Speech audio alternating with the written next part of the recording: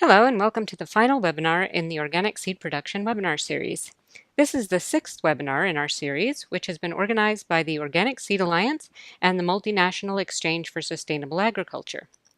This is your host, Alice Formiga of the eOrganic Community of Practice at extension.org. You can find all eOrganic articles, videos, and recorded webinars, including the other webinars in this series, on our website and on the eOrganic YouTube channel. Today's topic is seed contracting and economics, and we have some special guests. We're very pleased to welcome Melanie Hernandez of High Mowing Organic Seeds, Ira Wallace of the Southern Exposure Seed Exchange, Daniel Brisebois of Tournesol Seed Cooperative, along with Michaela Colley and Steve Peters of the Organic Seed Alliance. The webinar will last about an hour, followed by 30 minutes for questions. So with that, I'm going to hand over the microphone to Michaela. In the PowerPoint, there is a link to the website where you can find out more information about the seed internship program. The project also includes a list of a series of webinars that we've been hosting all season long on various production topics, from planting your seed crop to harvesting and cleaning your seed. And as Alice mentioned, this is the final webinar in this year's series, and we're focusing on contracting and economics. We also hosted a series of webinars at the recent Organic Seed Growers Conference last January that included webinars on the topic of economics, and some of today's presenters were presenters in that webinar series as well. So Daniel Brisebois was one of the presenters, and Steve Peters, who we also have on the line today. I've invited both of them back to be able to field questions around the economics of seed production, and hopefully some of you might have seen those previous webinars in advance of today's webinar series. And so today we're going to shift our focus from the economics to more of sharing an example of how you would walk through an enterprise budget. And the handout that you have available to you is actually a sample enterprise budget in an Excel spreadsheet that those of you who are seed producers can download and save and begin to utilize for managing your own seed crop assessment of profitability. And today's webinar, we will then be shifting our focus a little bit more to some of the ins and outs of how you work with a seed company to contract for seed production. We have Ira Wallace from Southern Exposure Seed Exchange, who manages the production, planning, and contracting with seed producers across the U.S. and perhaps even internationally. I'm not sure how far Ira's growers expand, but there's a diversified seed company that is selling both to gardeners and farmers. And we're also joined today by Melanie Hernandez. Melanie is the manager of contract seed production and stock seed development for High Mowing Organic Seed.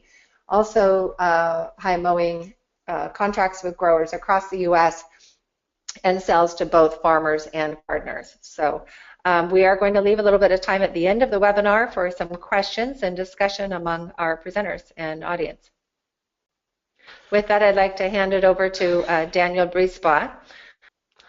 All right. So this is Dan Brisebois. I'm part of Tournesol Cooperative Farm. Tournesol Cooperative Farm is a worker co-op run by 5 owner-operators who've been doing this for about 12 years. And we also have a staff. This 2016 staff was 7 people, so we're 12 people in total. Most of the staff works more in our vegetable operation, but 2 of our employees work year-round in our seed operation. So we are situated just west of Montreal in Canada. We're on 17 acres, and it's about 12 actually tilled acres and probably about 7 acres in actual cash crops, of which about 3/4 of an acre is in seeds in any one year. We are predominantly vegetable growers. We do 400 CSA baskets, and we also go to farmers market in addition to seed. So probably about 20% of our revenue comes from seed. And though today I am talking about growing seed for other seed companies and growing seed on contract, the bulk of our sales are to individuals and to farmers as packets and as small bulk. We also do seed racks, but we do sell to a number of seed companies. And so I will be presenting a lot of numbers in a moment with the budget, but I thought it'd be interesting for viewers to get an idea of what it is that these numbers refer to. So the budget that I have, and I would precise that this budget, again, is for growing seed on contract, so what I refer to as bulk seed. So it's all being grown and then sold to, one people at the end, which is very different than if you were taking it and packing into a bunch of little envelopes and then selling it as seed packets somewhere, which is a whole other story and was covered in more in the OSA presentation from the last conference that I think the links were shared earlier. So this is a field of mostly Mizuna growing for seed. And you can see, it's 3 rows per bed. Yeah. This is, in a subsequent year, if you notice the first picture, the soil is bare. One of the things that we've realized over time is that, with our veg crops, take a lot of weeding, so do seed, but seed seems to always be on the bottom of the weeding list, and that really isn't acceptable with a seed crop, so we've done a lot of moves towards reducing the weeding, one of which is we've begun to grow on black plastic for our seed crops. And even since this picture here, we found that some of those alleys are difficult to keep clean with wheel hose or cultivating tractors throughout the year because seed is in the ground so long. So we've actually moved towards putting geotextile landscape fabric in our alleys to even improve the weed control there. So this is things that we've done to and to some extent minimize our weeding time and weeding cost, but it also adds other costs because it does take work to put this stuff down. But it's at a time of year where we have a lot more work than in August, September, where we're kind of crazy dealing with seed. The seed, goes to flower. It's full of pollinators. We harvest our seed by hand. So at this point, actually, it's when it's kind of a golden brown is when the seed is ready to harvest. Sometimes we'll harvest a little bit earlier than this phase if we know it's going to rain a lot. And then we do harvest by hand, so with secateurs or a sickle or a scythe. And previously, we would fill up Rubbermaid bins and get them into the wagon and bring them into the barn or the greenhouse. At this point, we've kind of moved away from that as much as we can and just harvest onto a wagon that has a big piece of landscape fabric on it, and then we maneuver the landscape fabric into the greenhouse, we spread it out, and we let it continue drying indoors out of the rain. Because we're in eastern Canada, there's a lot of precipitation most years. This last year was an exception, but most years it's very wet, so we can't dry things out in the field. And then on a nice sunny day, we take the crop outside and we'll stomp on it to thresh it when it's nice and dry. And then we screen it with some homemade screens. And next up, we winnow it. And yeah, and one thing I would just highlight is we're increasingly using a lot more gloves and a lot more dust masks when we're doing all our seed stuff, because though today we're talking more about financial profitability, quality of life is a really important thing, and down the line our lungs are very, very important resources. So I'm going to jump into the numbers now, and a couple notes just to make sure that the budget is clear. One is that the budget I'm presenting is for one bed of a crop, and it's an annual Nebraska rapa, so it's not planted in the fall and over winter, it's just planted in the spring. It's actually transplanted in this example. The beds are 300 foot long and 5 foot wide, and we have about 28 of those beds in an acre, and so to go from one bed, for the numbers for one bed, if you multiply it by 28, you can get a projection for what an acre is. And the plants are planted at 3 rows per bed on a 1 foot spacing. That gives about 900 plants all in all. And the other thing I'll mention is that this budget is really designed in function of Richard Wiswall's book, The Organic Farmer's Business Handbook. So I definitely want to give him credit for the work. The format's a little bit different from how he presents it, but I've really used his guiding lines, and almost all the same information is in there. So it's a really great book. If you're not familiar with it, I think the budgets are one of the real strengths, but there's other aspects that are good for the business part of it. But for the budgets I'm talking about today, you can go a lot more detail with this book also. And I thought I'd just point out a couple other really good farm economic books. One is Fearless Farm Finances, which really shows you how to use your accounting programs such as QuickBooks or other in an amazing ways. And there's a recent book called The Farmer's Office, which has some similar elements to Fearless Farm Finances, but I find really talks about understanding the numbers and making decisions based on them in an incredible way, a step beyond what I had seen in previous books. So I recommend those books greatly. And if I'm talking about resources, I should mention I am the author of Crop Planning for Organic Vegetable Growers, and so that book does have a little bit of economic stuff, but it's more on a quicker level of benchmarks that you can look at, more dollars per acre and dollars per harvest hour, not to the same level as what we're looking at today. Today we're really going to go in to a deeper level than just quick benchmarks. So the first part of the budget is all the costs, so the expenses of producing the seed crop.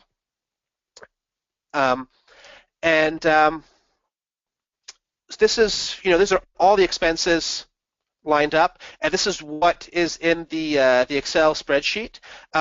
We'll go through each category step by step. So the first category is soil preparation and planting. So that's how you prepare the soil and how you get your plants into the ground or your seeds in the ground. And exact numbers are definitely amazing to have in this kind of situation. If you really know exactly what you have and you can plug them into a sheet like this, you have fantastic results. But that really shouldn't be what stops you from doing a budget like this.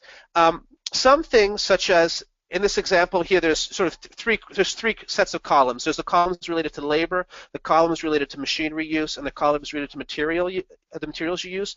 A lot of the machinery you use stuff, without some exact numbers, it can be hard to figure out what that actually costs. And Richard Wiswall has a worksheet 4, which goes through, the cost of repairs, the amortized cost of owning a vehicle, how many hours per year you have it, and how to transfer that to how much it costs to produce to till or disc or spread compost on one bed. So in that case, some of those numbers are really great to have precise. Other numbers, like especially materials numbers, you just got to look into your accounting program, look at your receipts, and you can find what it cost. And so your compost use. In this example here, it says 900 plants. So in the transplanting row, it says you use 900 plants and worth 6 cents a plant.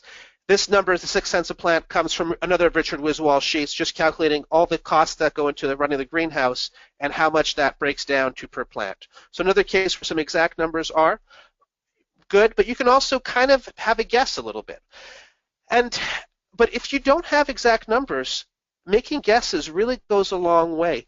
And if you're thinking about how to keep track of things in the summer, rather than kind of keep track of all the labor you do throughout the whole year and allocating to specific tasks, it's more valuable to figure out the rates at which you do certain tasks. So if you're going out disking, see how long it takes you to disc an acre or 20 beds, or how much you can do in an hour, and guess, is that what you usually do? If you note that down, that gives you a starting point for a lot of this stuff. And even on the point of the plants, maybe you don't know exactly how much it costs, but you say it costs us 10 cents a plant, maybe you're off by 2 cents, or even if you're off by 10 cents, it gives you a closer number than if you don't make any guesses.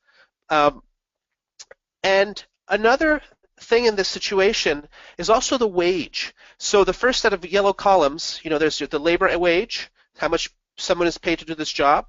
The next column is the hours it takes to do a job. The notes are what rate you might use to calculate those hours. And then so if you multiply each times the hours, it gives you the cost for that task. And if you hire employees, it's pretty clear that they are making a certain wage that you're paying them to do the tasks. But it's worth thinking about, even if you only do all the operations yourself, what this wage is. And it might be, what your ideal wage is, or what a wage you think equivalent to other people working in your area. Or if you do have employees, you should pay yourself at least the same amount as them. So that's what this number is here. And $12.50 is just something that I've plugged in. If you're paying lower than that or higher than that, that's your farm. If you're paying higher than that, that's fantastic. So these are kind of the numbers that you're working through. I won't comment much on the soil prep, just to say, a lot of the tractor work isn't the most expensive part, which also is an indication of you don't have to spend that much time crunching that number. Whereas in this example, spreading geotextile or landscape fabric, is a significant cost. The same with the transplanting, and the plants themselves are even a bigger cost. So it is worth accounting for those in your end goal, your end budget. Next up is the actual process of growing the crop. So it's your cultivation, and because in this example, because we use plastic mulch and we're using landscape fabric in the alleys, hand weeding is really reduced versus if you're direct seeding into soil. And so you got some cost there. It's good to account for the time you irrigate. So in this case, the irrigation is, again, using one of the worksheets from Richard Wiswall and just spreading all the costs over the year down to a bed. $10, a bed. It's an interesting cost to be aware of, but not the highest cost. The hand weeding can be a much greater cost to get right. And that's something that you can think, does it take 2 people 10 minutes to go down a bed with a hoe, or does it more like it takes an hour to go down a bed with a hoe? And that might depend on what time of year you're at. But you can plug those guesses in, or those estimates. Next up is the seed work, so the actual harvest. So in this case, the field to drying area is from the cutting the crop in the field, packing it into a bin or a tarp, bringing it out and spreading it in a greenhouse. So it takes us about 5 hours to do that on our farm with one bed of Nebraska Rapa. That might be 3 hours or 3 people in about an hour and a half, maybe an hour and 3/4. And then the threshing off of a bed takes about an hour to thresh it and remove, all the big plants, and then another hour to go through and winnow it and clean it and get it to the point where it's ready to be sold. And then post-harvest is just the task that you do after the crop's out of the ground. The mowing the crop, incorporating the crop, setting a cover crop to protect the soil until next year or until your next crop. And so these are the main production costs that go into the budget. And then the last is your marketing costs. So in the case of growing seed for sale to a seed company on a seed contract, the marketing costs are a lot smaller than if you're going to run your own seed company or if you go to farmer's market and sell market veg. So here, about half an hour, on sales calls over the year to put it together. There might be a couple other, might be some more time too, but if you're doing multiple crops, I kind of spread that over all the crops that you're doing. And the cost of packing it up, and then the materials you're packing it in, whether the shipping you're responsible for it or the seed company that's buying it from you is responsible, will make an impact where that falls, whether it's in your budget or whether it's part of their budget. And so this summarizes down to all the expenses. So all the production costs, from bed prep all the way to post harvest, come to about $160 labor costs, about $8 of machinery costs, and about $102 of materials in this example. So about $270 of production costs. Excuse me. About $12 to market the crop. And the last is the part called overhead. So overhead is all the other stuff you haven't accounted for.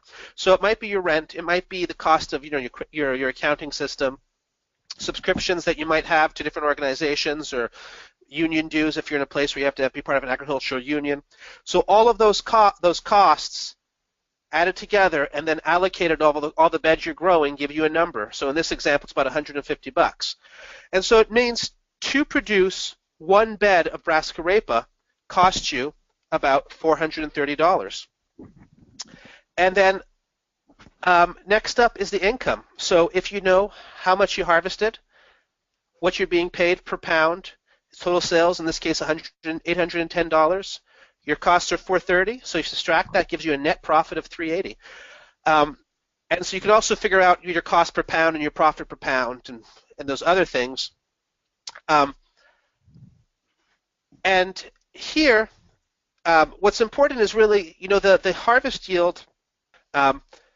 So here in this example, on the top section, there's different harvest yields. So if you get 20 pounds, 27 pounds, or 34 pounds, all at the same price per pound, you can see how your profit changes. So by getting almost twice the yield, you're making more than 3 times the profit because your costs are relatively going to be similar. In a crop like brassica rapa, the fact it's probably not going to change ton your harvesting costs. If you're dealing with a tomato, your harvest change a lot from 20 to 34 pounds. In the lower numbers, you can see if you have a higher price per pound that you're receiving, $50 versus 30, you can see that at 20 pounds, you're making the same amount almost as at 34 pounds versus at $30 a pound. So the price really makes a difference on whether the crop is profitable for you or not. So you can do a bunch of different scenarios, and looking at here, if you're harvesting 20 pounds at $20, you are losing money at minus $30 per bed. And then almost any other situation in this context, you're making a net profit. Now, one thing to remember is that this is a certain assumption for a labor wage. If your labor wage is higher, it will lower your net profit. So let's say you were paying your people $20 an hour, your net profit is noticeably lower. And if you are the sole employee on the farm, if it's your operation, you should probably think about raising your wage over what $12.50 and see what the numbers look like, because it has a big impact on whether your operation is profitable or not and how you're being valued for your time.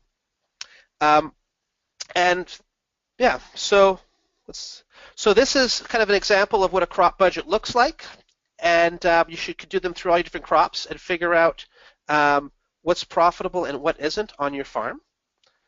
And so I'll wrap that up by saying thank you very much.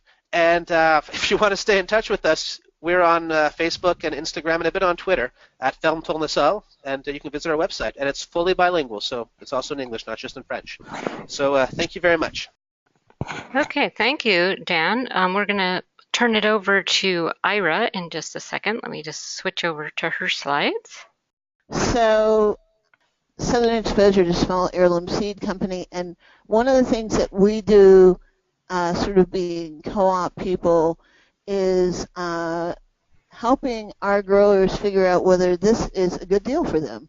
And Danielle talked about some of the things of encouraging people, when they're contracting, to keep numbers so they see if they actually made any money on the whole deal. And we also help people look how they can double dip, like arranging, say, collards. I'm obsessed with them these days because of this collard project. Being able to plant them and harvest 2/3 of the crop and then, select out 1/3 of it that are going to be their mother plants for the seed crop so that they make more money, from that area. But anyway, so we first start out with contracting people. We send them out some information that talks about some of these points, but gives us first some information about them. It's like a 3-page thing. And a lot of the things are not, because we deal with a lot of small lots, are just to see if they're an organized individual, if they, know the kind of questions that you're doing if you're being certified organic. Like we offer about, 500 of our 700 varieties is certified organic, but because seed, conservation and preservation is sort of a big deal for us, some of the smaller lot varieties, we don't require that someone be certified organic. But that actually helps. Just that itself requires a lot of being organized. So we start out, we send them information, and I'll share with them this information along with our contract, like who's going to provide the stock seed And if it's theirs, like because we deal with family heirlooms, and it might in fact be their family heirloom seed that they're growing a crop from, then how we're going to pay them for that variety, the price per pound, and what kinds of things we're going to arrange. And this happens a lot if you're starting to work with people who haven't had a lot of experience with seed saving. Looking at the expected yields. Actually, the next slide we'll talk about that a little bit. The timing of payments. It's really important because, for us as a small company, we do a lot of in-house germination testing, but if there's a problem, then we have to send it out for a second test. And if we're unsure about what that means. And so it might be 90 days if they haven't delivered their seeds early before we're going to pay them. And if they don't know that, everybody can be very unhappy. And then the standards for quality, we have a range of the amount that we'll pay, and in our case, our southern exposure germination is, a little bit higher than the federal minimum. So for example, if they overgrow the crop, if they're above the minimum, we might purchase that. But if they're just at it, maybe we won't. And just to talk about people so they know about that. And then with crop failures, this is the number one thing with dealing with growers. It's, things happen, but what makes the difference for us about whether we're going to work with someone who has a problem is when they tell us. We want them to tell us the minute they notice it, even before the problem has fully manifested itself. It's such a difference, and we can, perhaps help them with how they can save that crop. And then the packing and shipping requirements, early on talking with people about what will cross with their crops and what is a required isolation distances, any weeds that might cross. And then, we talk about roguing. We usually tell people to expect that they may have to rogue up to 10% of the crop. And if there's more than that, we need to talk about that. And I'm telling you, I love these cameras on people's phones because they can take pictures and tell you things. It's so great. And then if there's any special treatments. Now, generally speaking, those things we only actually contract out to experienced growers. So, yeah. And then what are we going to do about additional cleaning? If it's, sometimes if it's, simple, we'll just do that. But if it's a whole big deal, then what are you going to do about the time and whether you're, going to charge for that cleaning or just pay less? And sometimes, when the person doesn't really want to know it, I'll send them back the stuff that was cleaned out just because they need this learning experience about what it was that was a problem. Yeah, so anyway, so those are some of the things that we do. We meet new growers a lot of places, like at sustainable ag conferences and so forth. A lot of people write to us when they get our catalog. We find with new growers who don't already have seed growing experience that if they are in the area of an experienced grower who's willing to mentor them, that their chances of success are increased a whole lot. So I put this up. This was one year when we had a grower who, there's 5 of farms that grow a lot of seeds for us that are in the county that we live in. Very conveniently located because you can go do all kinds of things on their farms and go over there all the time without it being so challenging. But one of the things when you're talking about with people about some of the things that Dan said is just because one cucumber, produces at a certain rate one year doesn't mean it's going to be same another year. And uh, we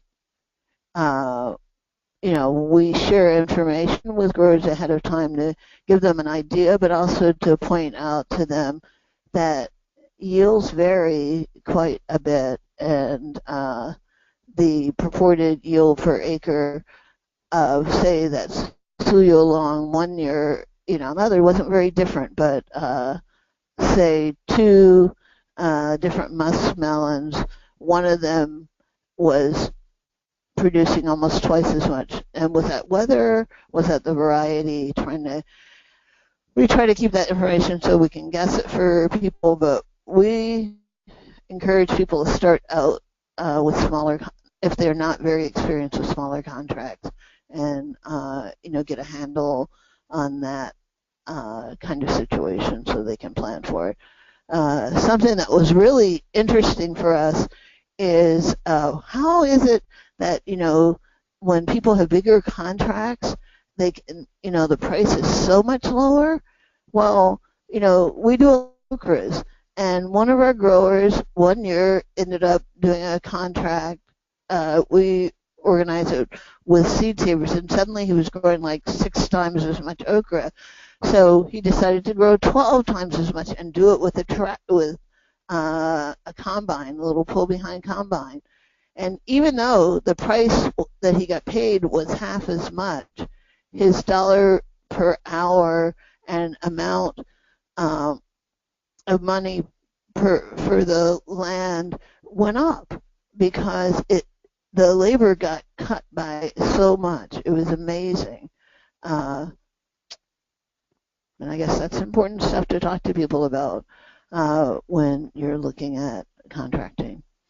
So I think the important things is, for us in contracting with a grower is communication. They need to tell us what's going on.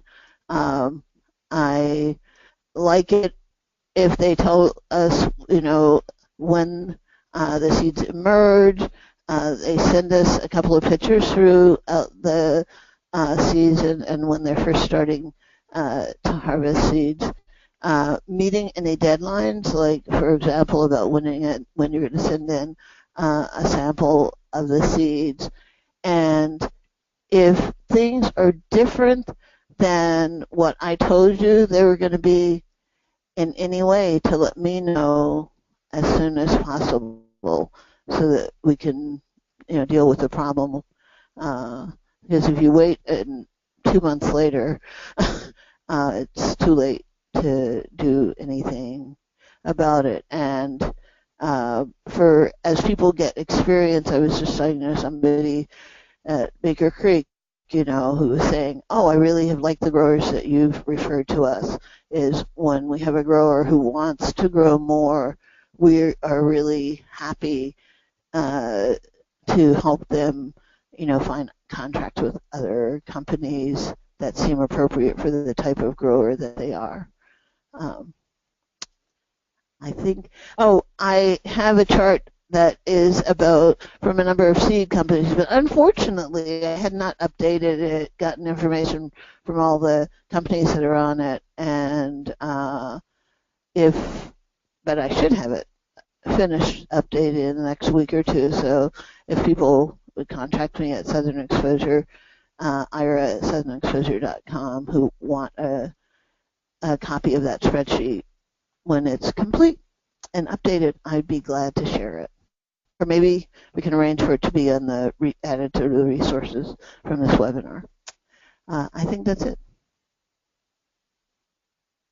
Okay, thank you, Ira. Yeah, we can definitely arrange to upload it to the archive page for this webinar, and we'll be putting the link to that up again. So let's move on to Melanie from High Mowing.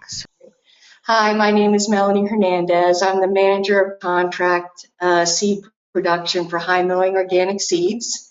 And I wanted to address a sample contract and go through some of the particulars about our contract. today, because in the State of the Seed report from the Organic Seed Alliance, the seed grower survey indicated some of the top 4 things they were concerned about on the side of seed growers were poor stock seed, unfair contracts, inconsistent communication, and production support. And so I think it's very important that we have more webinars like this and we communicate, what some of the contract procedures are, and then how we can do on our side to make it more beneficial to the seed growers. So with that in mind, I'd like us to take a look at our sample contract. On the cover sheet, I generally like to hit all of the more important aspects of the contract, and you can remove the top cover sheet then and post it on a bulletin board or the barn or wherever it's most handy. So you can see on here we have the most important aspect for high mowing organic seeds is that you have your certification, that we understand who your certifier is, and what your production or your producer number is, and the date of your last inspection. I would say that the actual certificate is not needed until the seed reaches our warehouse. So you could, in theory, have a crop in the ground and getting your inspection done in the same season as your first seed crop. I think that's important to note.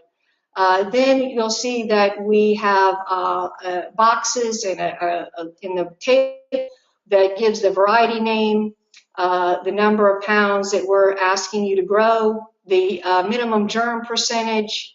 In the case of high mowing, our germ percentages, our standards are higher than the federal standards in every single crop category. The price per pound, the isolation distance, and then sample size, which is we require a germination sample prior to shipment.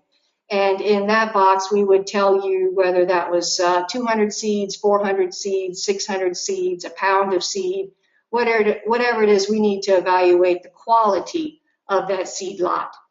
And then there'll be a table at the end there with notes and stock seed information, which might give you a stock seed lot number or other information.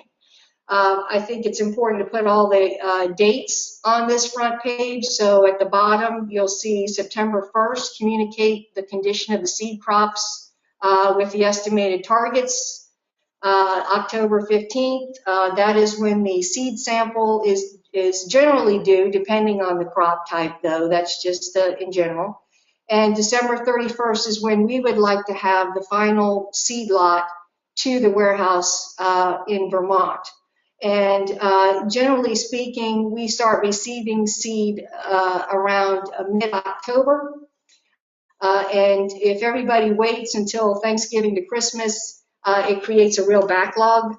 So we prefer that you do that, prior to December 31st, not right at the week of Christmas.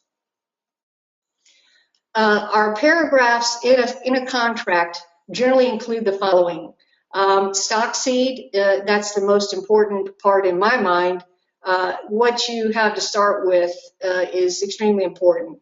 So it may include information as to the source, the quality standards, what should be done with any leftover stock seed. Should it be returned to us?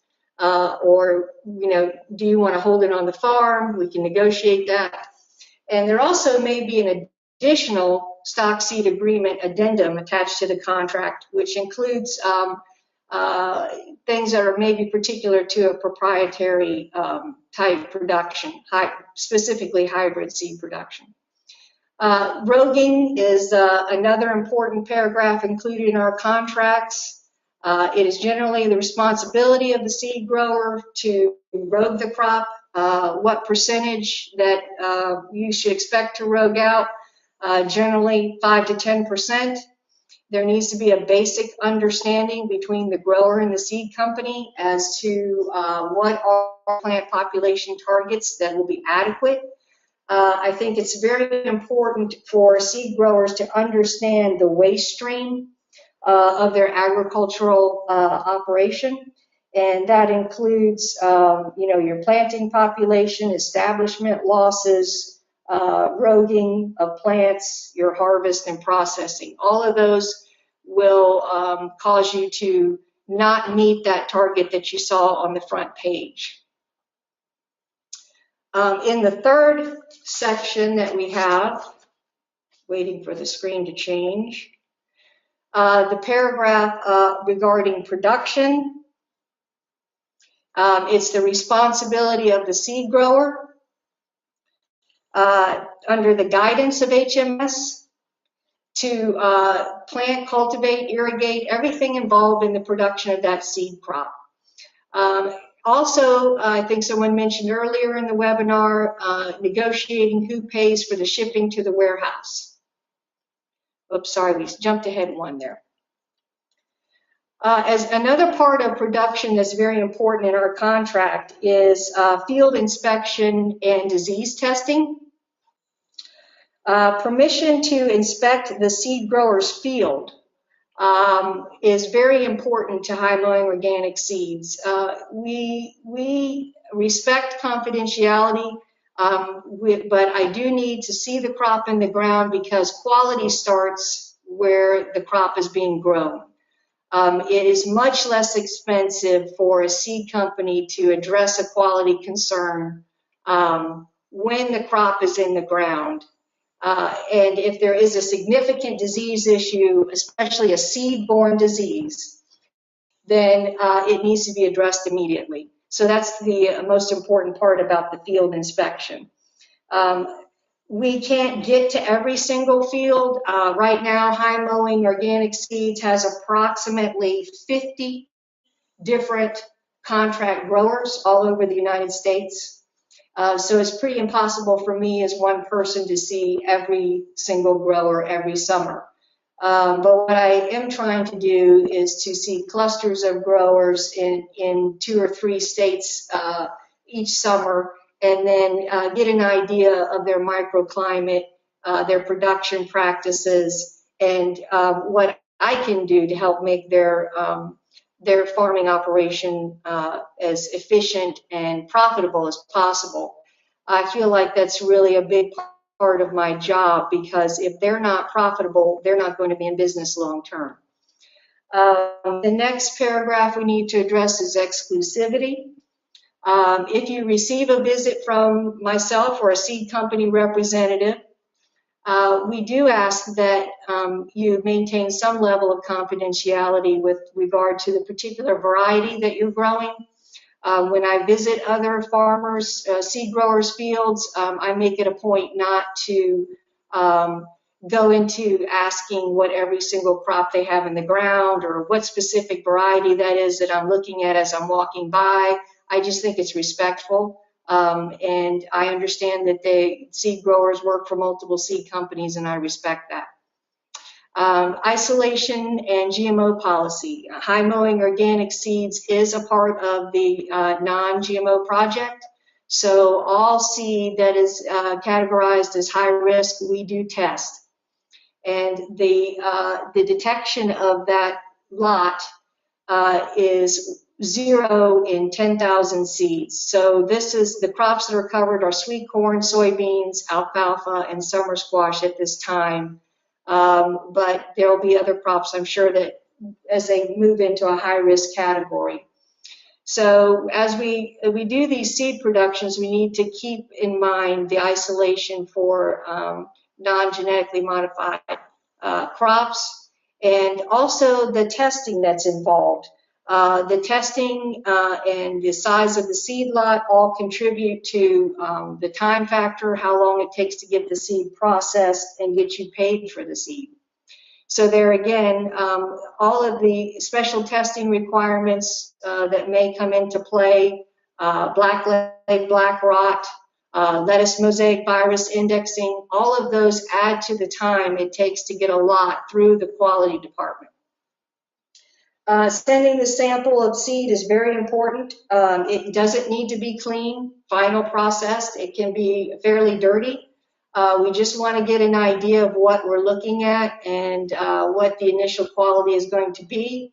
And for large seeded crops, that's extremely important because the shipping alone can be thousands of dollars. So knowing that the lot is going to pass our quality standards saves high mowing thousands of dollars in shipping in some cases. So the final lot and the requirements for shipping the final seeds and the deadlines, those all need to be in the contract so that everybody understands clearly when we expect the seed to arrive.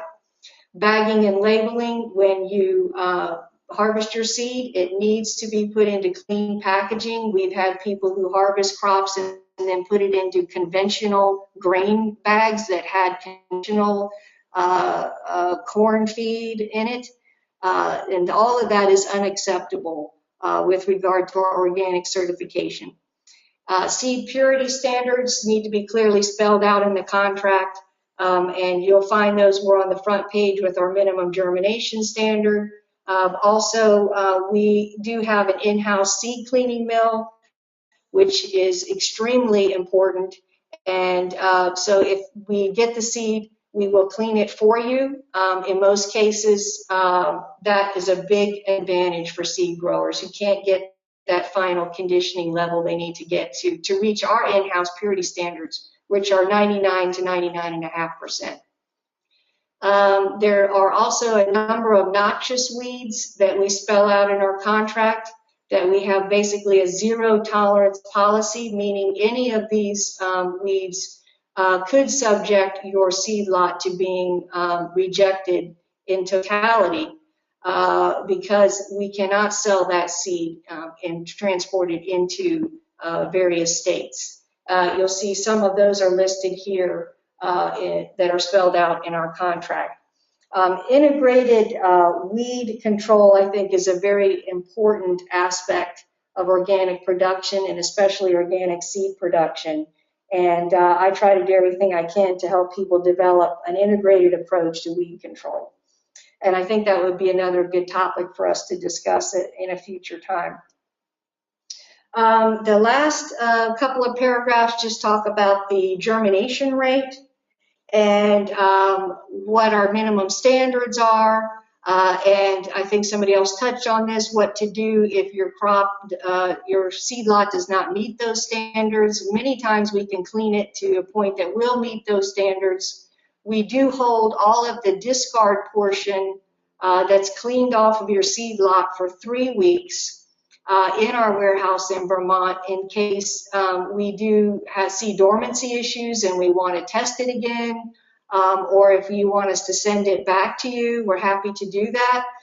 We do everything we can to make sure that we get you paid for every single seed that passes our standards. The other point I wanted to make about that is that good communication and trust is really the basis of all of these relationships. Contracts only go so far.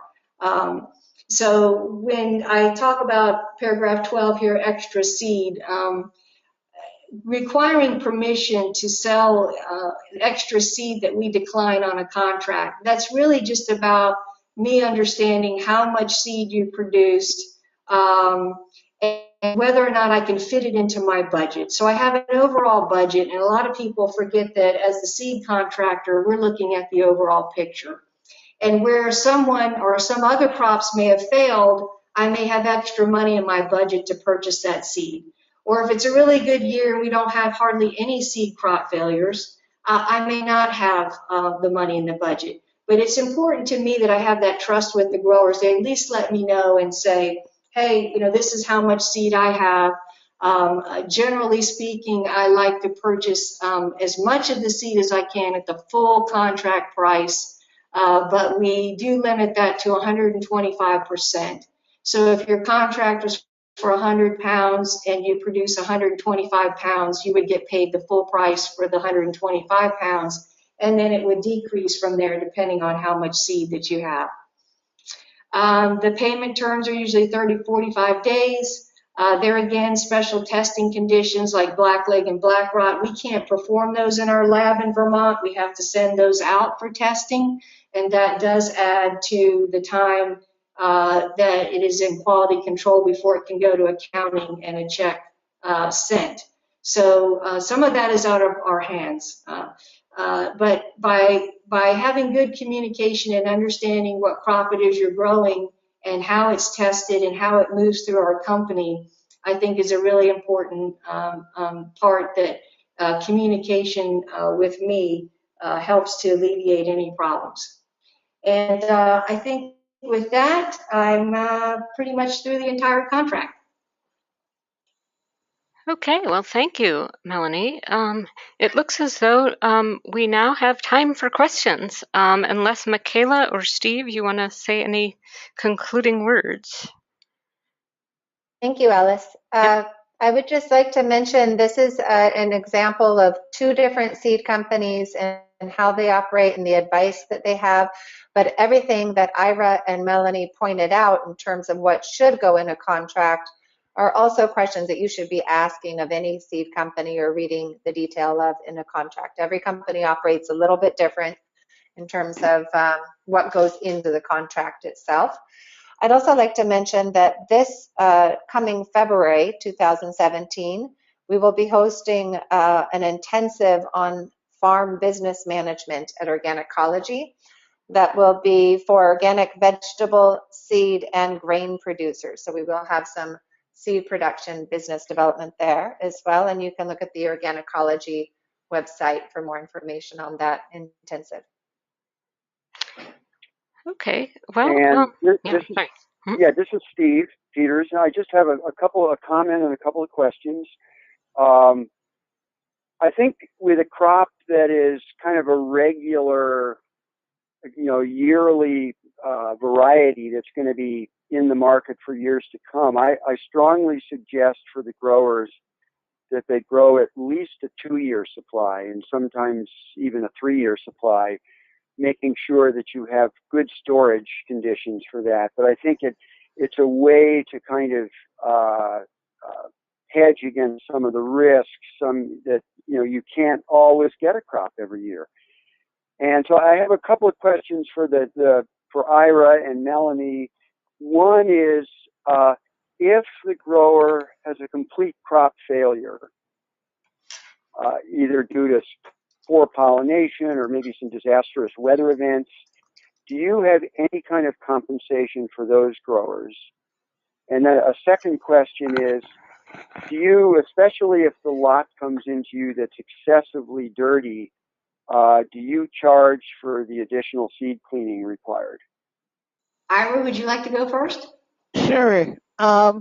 We don't have anything specific that we do if they have a crop failure unless it is a problem with the seed that we sent them, in which case we give them a percentage of the cost. Like this, might be extremely poor germination, or if it appears to have some disease that may well have been related to the seed crop. This happened once. We never did figure out what actually happened, but but generally it's not something to pay for the crop that that isn't successful, and that's the other reason for also having people communicate so that if they're having the kind of problems that look like it's not going to work, so they can get out of the field and they can do something else. And what was the second question? I'm sorry. It was the charge for additional seed cleaning. If the crop is... we don't if it is rough clean to what we consider okay, but we've had a couple of times when someone wasted their time and money and hours by sending an exceedingly dirty lot that had needed a lot of attention. So in that case, we talked to them and said, well, we can do this, but we're going to have to charge you for this. Usually we just don't pay them for the amount that, you know, was taken out during the cleaning process. With regard to high mowing, as Ira said, if there's an issue with the stock seed, certainly we have responsibility there. If there is an excessive amount of off types in that stock seed, we will pay the grower for extra time spent roguing the crop. And it's usually spelled out in the contract. $15 an hour comes to mind. Also, I have paid out crop insurance type where a hybrid production not known to not the fault of the grower that was documented that the nick was off between the parent lines. I did reimburse that particular grower for all of their costs. So generally speaking, I think it depends on the crop, the value of the crop, and the uncertainty with the crop, where we are trying to move more toward putting some type of a floor in these contracts when we're working with producers who have very good production methods. And I will say this grower was very good at documenting the process, the planting dates, the nicking dates, the pollination dates, and sending photographs and recording how much labor was spent in the field. I cannot address an issue like that without that kind of documentation because I have to take it directly to our general manager. So I think that if, as we move more toward crops of higher value and crops that have a significant risk factor, yes, I truly think that more and more crop insurance on these contracts will be something that you'll see from high mowing. Yeah. No. What about? Do you actually charge for any additional seed cleaning? You mentioned that, of course, you do have a whole seed cleaning facility. Mm-hmm. So do you charge on like a per pound or some kind of basis for that? How do you do that? Usually that's only really happened one time that I can recall in the last 3 years. And generally we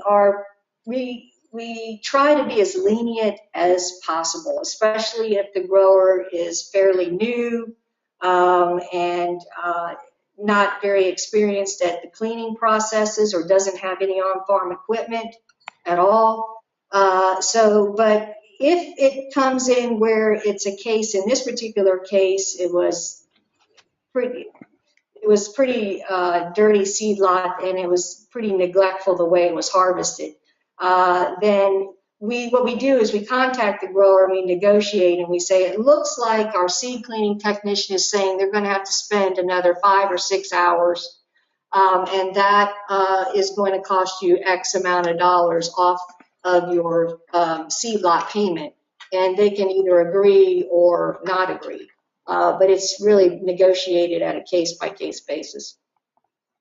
Okay, we have a question from an audience member who would like to know whether there are certain crops that are needed more, at least by your seed companies, because they don't have enough growers.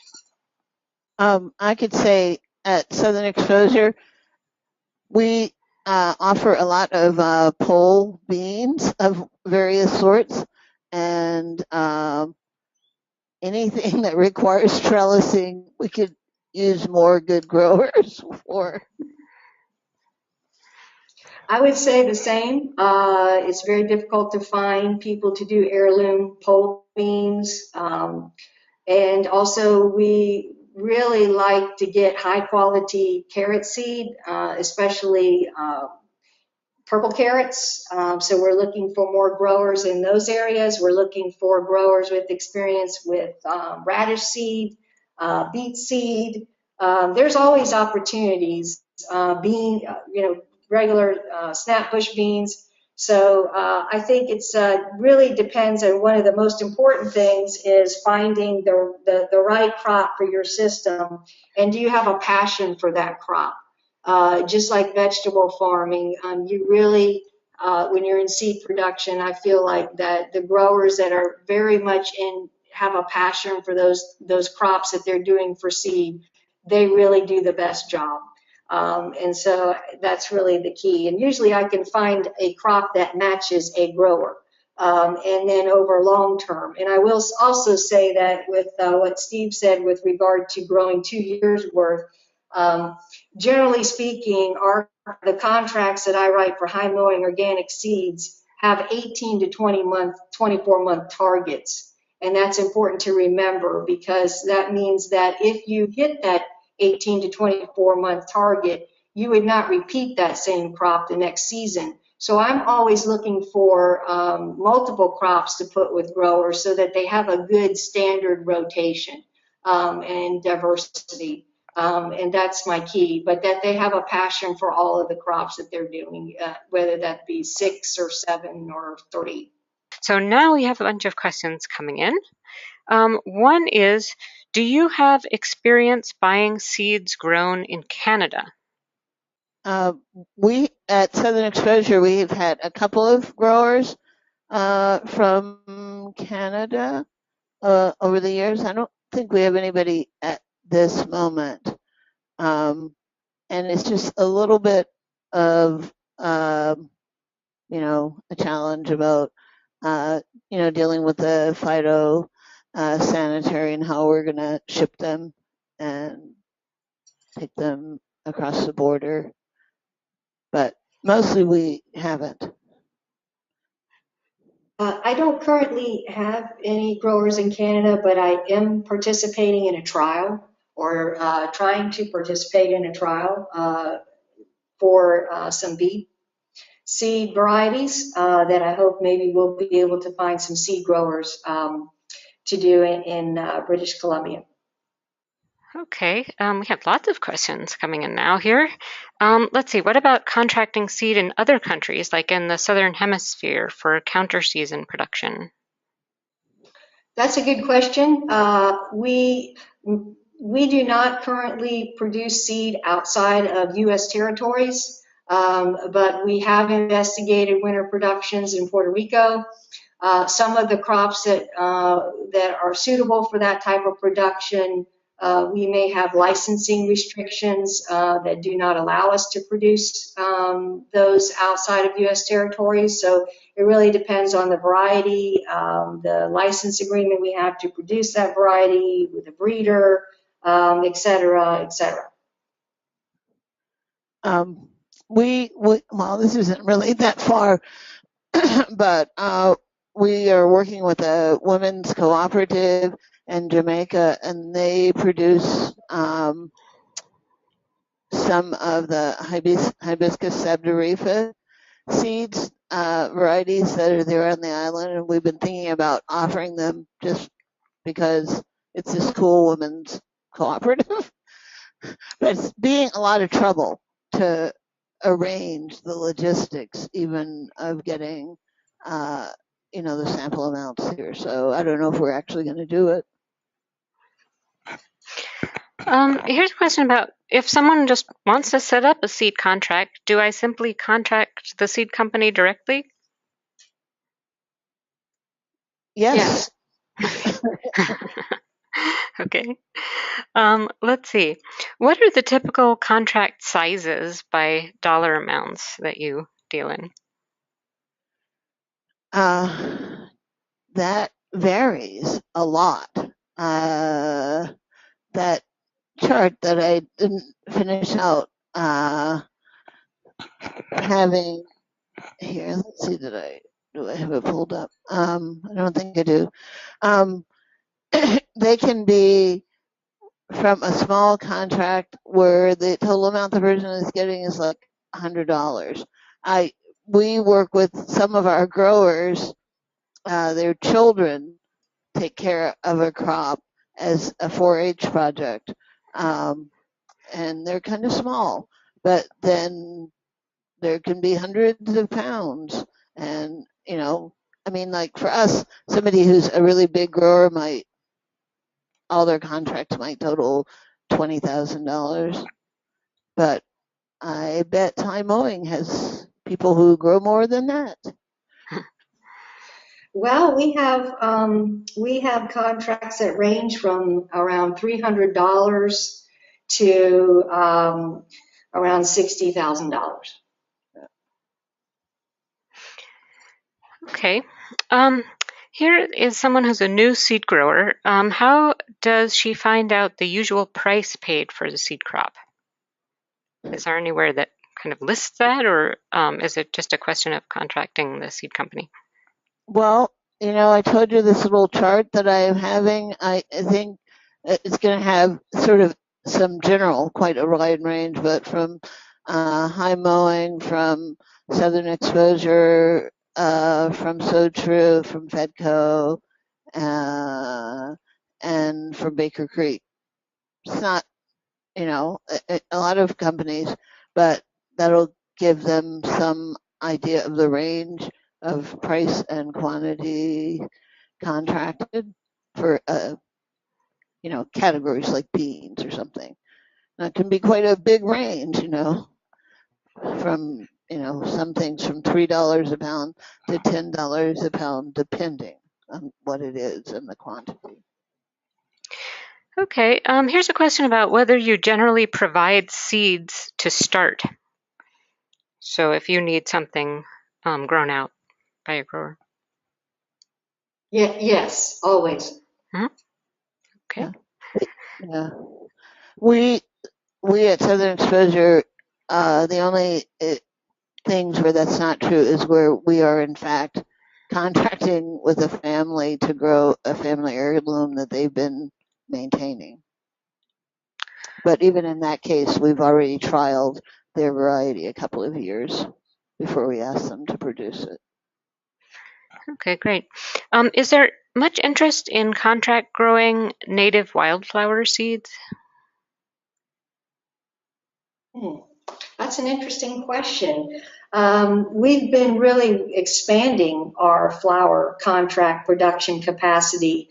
I think it fits well in the seed producers' diversification on farm. So one of my first projects when I started contracting full-time for high mowing is I went to seed growers and asked each one what are their experience with various flower crops, what would they be interested in trying, and just trying to get each seed producer to take on a flower crop of one sort or another. And it's worked out really well, and we're very happy with it. As far as natives, that's an interesting question. I would say that, if you were to send samples put into trials, we would certainly love to trial some of them. Okay. Let's see. Here's a question. Does state organic certification count? There's only USDA certified. Right. Your certifier might be a state organization. Okay. Let's see. As a buyer, how do you determine pricing for various crops?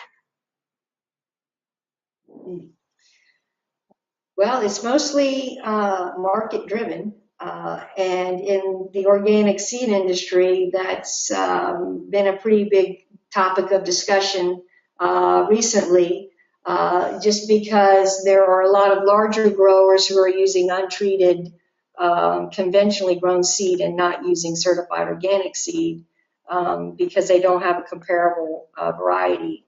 So I think that what typically we do is we try to understand how much of that seed we normally would sell. We look at other seed catalogs to see what prices other companies selling the same certified organic seed are selling it at. And then we just have to pencil it out backwards. So if the retail price is X, we look at our overhead and we go, how are we going to package it? Are we going to sell it in large sizes or just small sizes? And that affects the margins. And then we come up with a initial projection. And then what we would most likely want to see as a price per pound or per ounce or by the M, and then that's the price that we would offer you and we're certainly not non-negotiable. You can also counter and say, well, this is what I think, and this is why, or this is what I've seen other people get for this seed, and support your case that way. This is Steve again, Steve Peters. So just to comment on that, some crops really are varieties you could really consider as more like commodity varieties. Like, for example, butternut squash, which is a huge, huge demand all over. People buy it everywhere. And that's going to have a much lower price point than, say, an unusual or rare variety. It's kind of in a different category. And, with the commodity type varieties, those are probably mostly produced by growers that have larger equipment that can benefit from the economies of scale.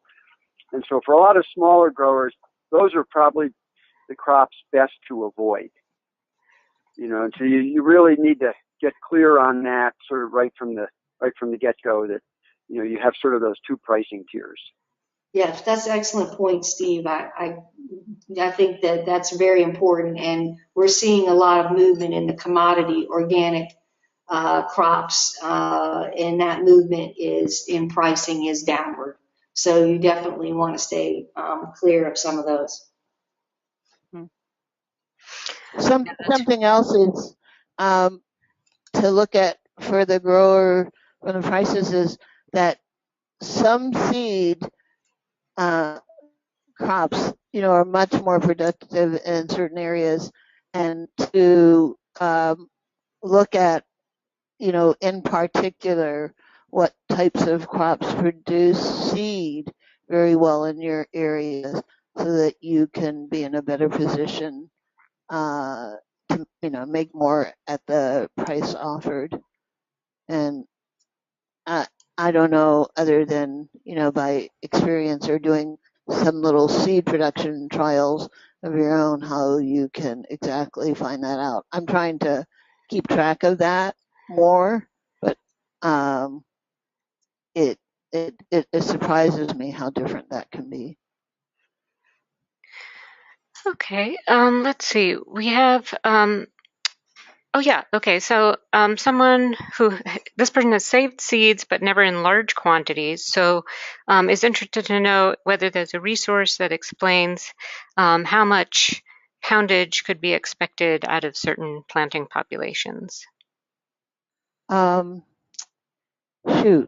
that seed growing thing that was put out by farm folks, city folks, I can't think of the name of it right now, had some good charts on the production, at least in British Columbia. That's it's by Patrick Steiner. It's Patrick called Steiner. Yeah. It's called Small Scale Organic Seed Production. Yeah. And I think it's available as a PDF. Yep, it is. There's NOFA New York, or I don't know if NOFA New York, the NOFA's put out a book called The Wisdom of Plant Heritage, Organic Seed Production and Saving, written by Brian Connolly, that has some good yields in it. And I don't know if the book by John Nevasio, the organic seed grower, I don't know if that one has general yields, but one thing is a lot of those yields are so dependent on variety that it's a good starting place to start with some of these books, but ultimately it might not do that on your farm. Yeah, one of the places I look is Knott's Vegetable Handbook, and they've got a number of crops, but I would say those yields are mostly overestimated. It comes from seed experts who tend to inflate numbers. So if you're looking at those numbers, I would start at the bottom of that. It's like maybe a optimistic yield, but they do cover a fair number of crops. That's Knott's Vegetable Handbook. Oh, yeah, I just typed that in the chat box. It's not with a K. Let's see. There are a couple questions here about what the minimum size field or farm and what the smallest amount of seeds that you would buy in pounds. So, whether or not you have a minimum, it sounds like Southern Exposure doesn't necessarily for certain crops that they want, but do you want to talk about that? Right. Like the 4-H projects I'm talking about are actually on regular small farms. Oh, Like okay. a family has a 50-acre farm, but instead of growing pigs and cows, their kids grow seeds. Actually, one of our guys but started this when he was in junior high and ended up selling enough seed in the summers when he was in high school to pay his part of his college expenses. So it can get to be quite a thing. But that is in the case where their family already grows seed, so they have all that support. Okay. But we have, because of the family heirloom things, we regularly have uh, varieties, say, of pole beans where 20 pounds, that we need uh, to see how it's going.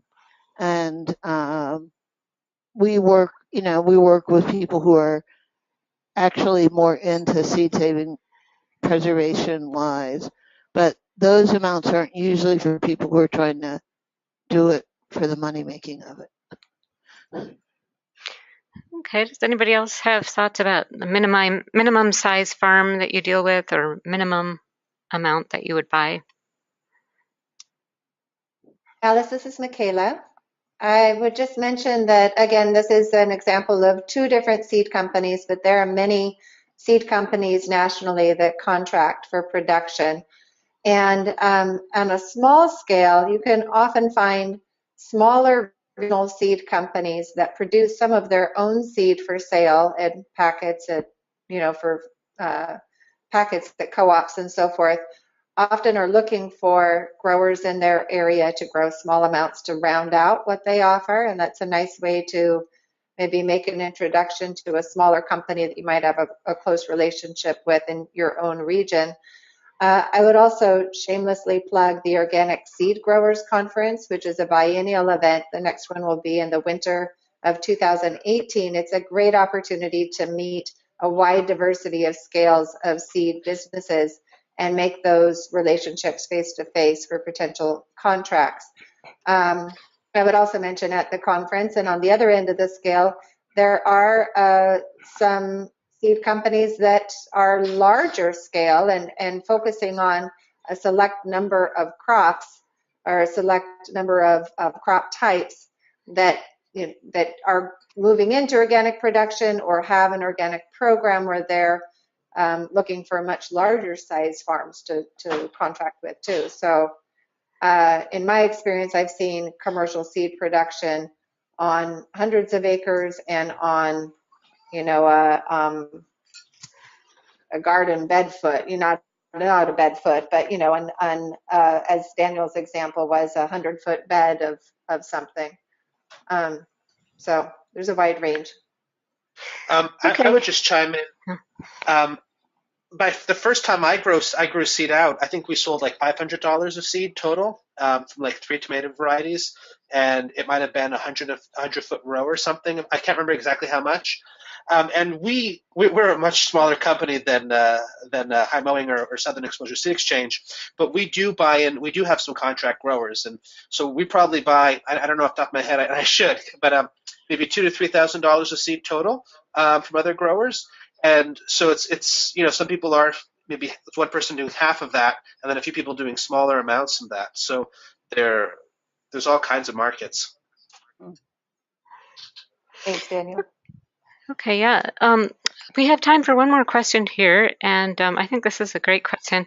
From the seed buyer's perspective, what makes one seed grower more appealing to work with than another? I know that Ira and Melanie both mentioned good communication, but if anyone has any other insights on that, a good way to end this.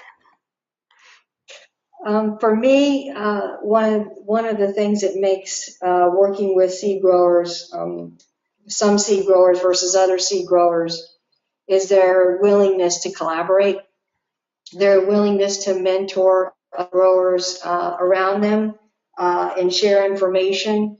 We talked about looking for data, looking for information on pounds of seed produced with various crops.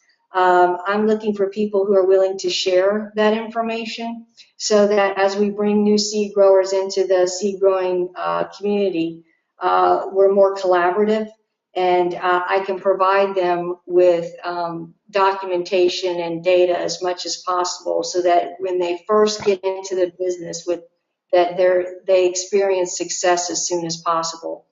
And I think that's important. So having that collaborative personality is very important for me at least. Yeah, I would concur that that's very important.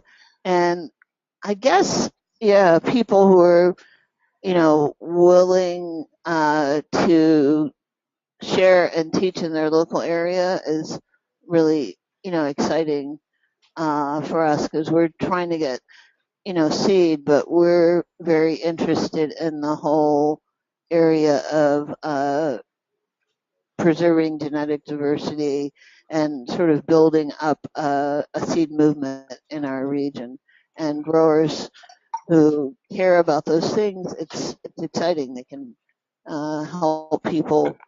But then again, there's always communication, which I think is number one in what makes it work out.